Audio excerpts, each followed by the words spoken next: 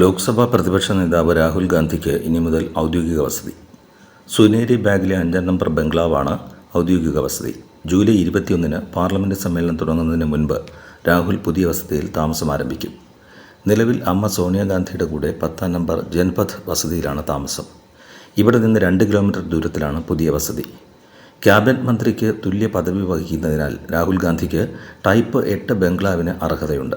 MP ആയപ്പോൾ തുഗ്ലക് ലൈനിലെ 5-ാം number വസതിയിലായിരുന്നു താമസം. അപകീർത്തി കേസിൽ ശിക്ഷിക്കപ്പെട്ടതോടെ ഈ വസതി ഒഴിഞ്ഞു. ശിക്ഷ സുപ്രീം കോടതി സ്റ്റേ ചെയ്തെങ്കിലും സോണിയാഗാന്ധിയോടൊപ്പം താമസം തുടരുകയായിരുന്നു.